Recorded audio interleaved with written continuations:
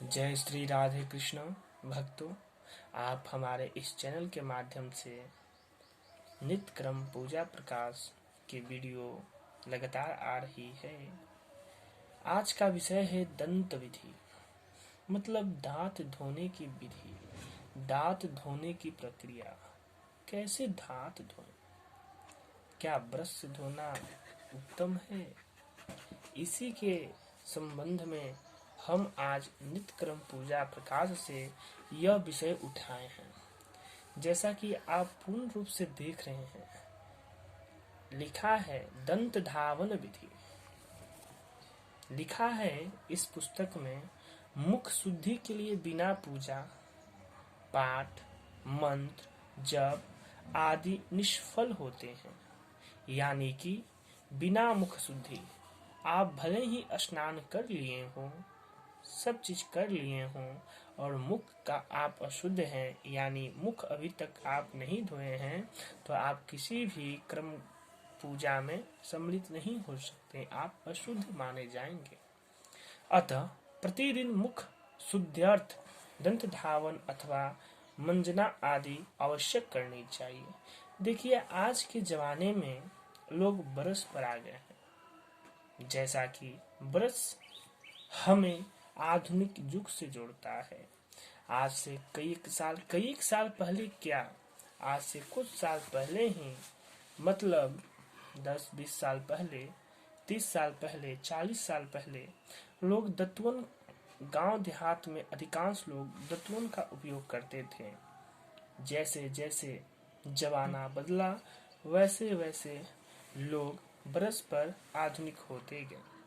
यानी कि जितना शॉर्ट में हो उस काम पर आदमी निर्भर होते जा रहे हैं। तो सबसे पहले हमें शुद्ध दांत धावन, यानी कि शुद्ध माना गया है किस चीज का? दांतवन से और मंजन से धोने से हमारा मुख शुद्ध रहता है। दांतोन करने के लिए दो दिशाएं ही विहित है।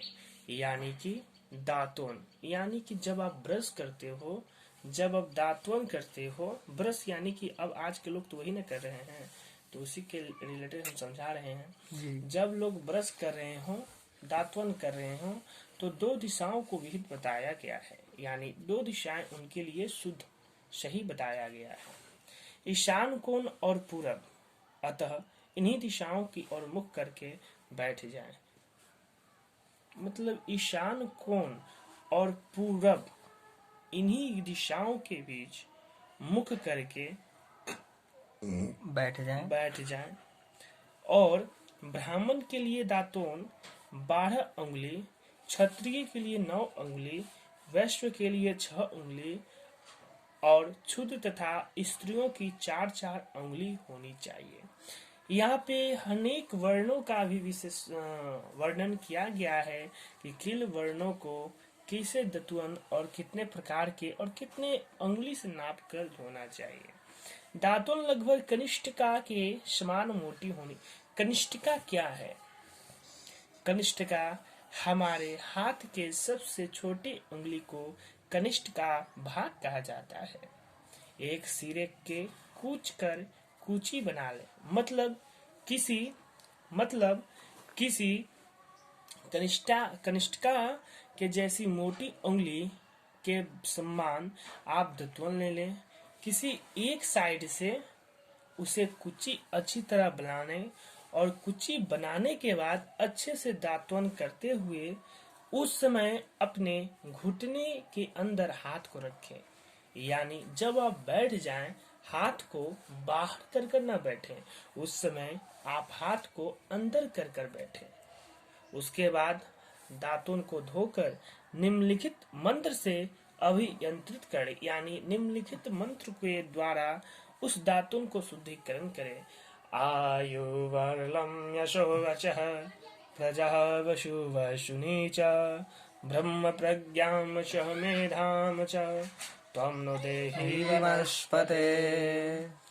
यह मंत्र पढ़कर उस दातुन को आप अभियंत्रित करें। इसके बाद मौन होकर मसूरे के बिना चोट पहुंचाए दांत, देखिए मसूरा जीभ दांत दांत जीभ बेचारा बीच में पिचते रहता है, ऊपर दांत नीचे दांत बीच में जीभ।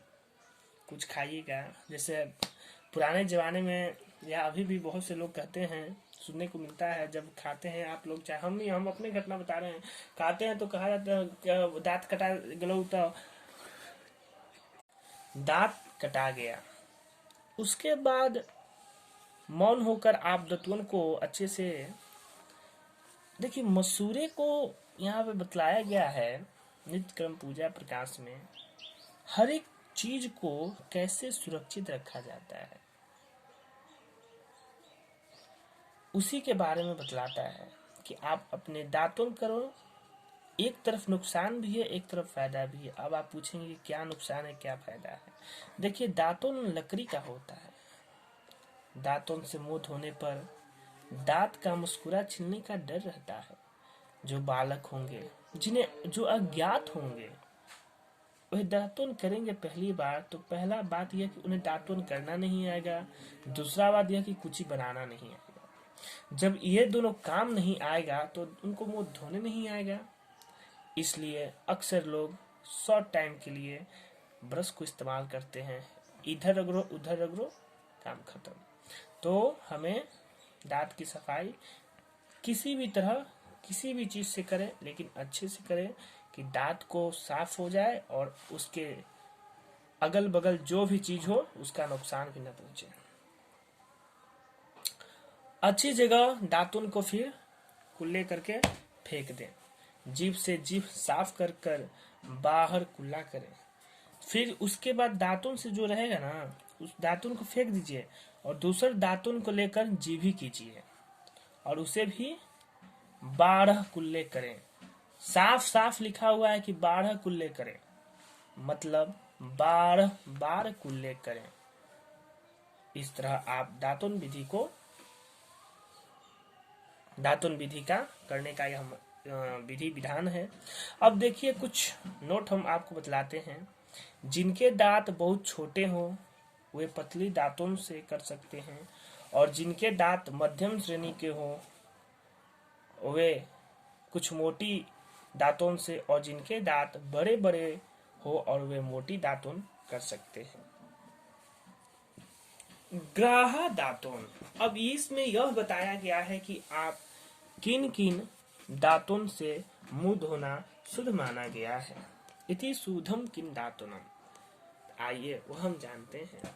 पहला है चिरचिरा। चिरचिरा यह मत समझ जाइएगा कि खाने वाला चिरचिरा। चिरचिरा का पेड़ होता है, उसका दातुन आप लीजिए।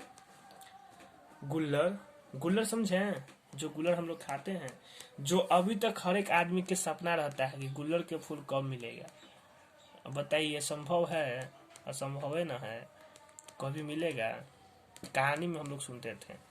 लेकिन आम, नीम, देखिए नीम में कहा जाता है कि माँ का विराजमान होता है, साक्षात माँ उसमें विराजमान करती है, इसलिए नीम, शुद्ध नीम से ही आप लोग दातुन करें। बेल भगवान भोले बाबा का सबसे प्रिय बेल पत्र, बेल, कुरैया, करज, खैर आदि का मतलब कि इसके बाद और भी है, लेकिन इस पुस्तक में विराजमान नहीं है। दातुन अच्छी मान, दूध वाले तथा कांटे वाले वृक्षों की दातुन भी शास्त्रों में विहित है। देखिए, 2 तरह के दातुन हैं, दूध वाले और कांटे वाले। ये जो भी वस्तु में होंगे, जो भी वृक्ष में यह होगा, वो दातुन से आप कभी जीवन में मुंह मत धोइएगा। और इसके अलावा जो भी पेड़ है उससे आप मुंह धो सकते हैं। अब कहिए क्या हम लोग पपीता के पेड़ दातुन बना सकते हैं? पपीता का कभी दातुन बनता है? नहीं, कभी नहीं बनता है। तो इसलिए यह विधान बतलाया गया है। तो इसी तरह आने वाले दिनों में हम दातुन विधि का पूर्ण विस्तार कर आपको इस चरण के माध्यम से आपके सामने लाएंगे। तब तक के लिए जय श्री राधे।